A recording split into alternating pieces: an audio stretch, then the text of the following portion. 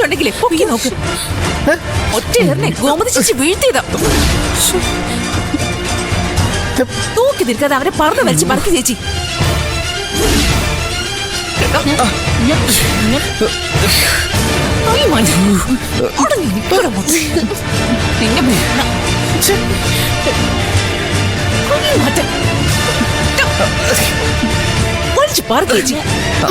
പോലീസിനെ വിളിക്ക് വേഗം. അതിനു മുൻപേ ഈ തിരുമോന്ത എല്ലാരും ഒന്ന് കാണട്ടെ. മാറ്റടാ.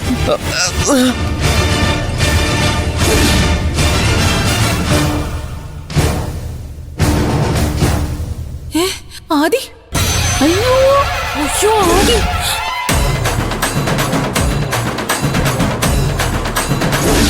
ആദി, അയ്യോ അമ്മേ, ആദി.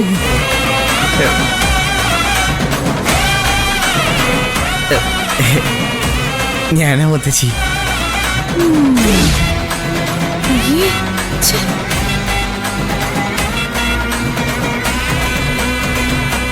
ദത്തേട്ടൻ ഓഫീസിൽ പോയി നന്നായി.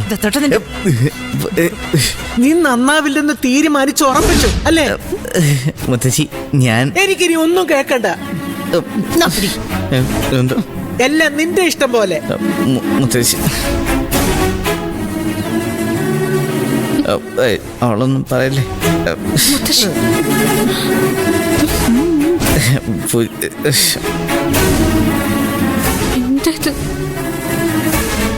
നിനക്കിത് വല്ലാത്ത അസുഖം തന്നെയല്ലേടി? നീ എന്തിനെ പർദ്ദയാക്കിയത്? ആ പെണ്ണുപിള്ളയുടെ കയ്യിൽ നിന്ന് ഒരു ചട്ടയും മുണ്ടും കൂടി വാങ്ങി കൊടുക്കായിരുന്നില്ലേ നിനക്ക്?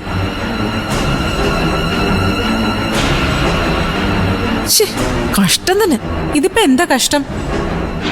അവിഹിതമൊന്നും അല്ലല്ലോ, വിഹിതമല്ലേ? എന്താ മോളെ നീ ഇങ്ങനെ പക്ഷം പിടിക്കല്ലേ?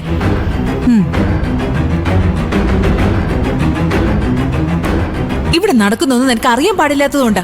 എനിക്കൊന്നും അറിയണ്ട. കഷ്ടം തന്നെ. വാ ചേച്ചി.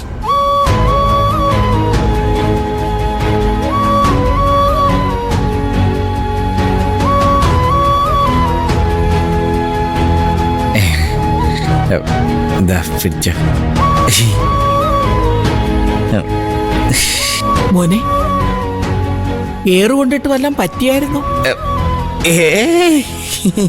ഒന്നും പറ്റിയില്ല. നടുപോയി.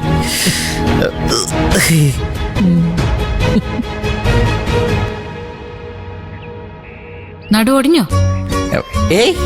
വല്ല ആവശ്യം ഉണ്ടായിരുന്നോ? എന്നോട് ഒരു കാര്യമില്ലാതെ പിണങ്ങിയിട്ടല്ലേ? താൻ പിണങ്ങിയ ഞാൻ ഇതുപോലുള്ള സാഹസങ്ങൾ ഇനി ചെയ്യും. നോക്കിക്കോ. അല്ല, ഇതൊന്ന് അയച്ചു തരുമോ? വേണ്ട, ഞാൻ അയച്ചോളാം.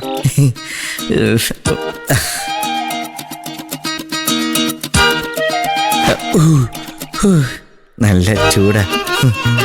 എന്താ പിടിച്ചോ? എന്നാ പിന്നെ ഞാൻ പോട്ടെ. ചേറ്റ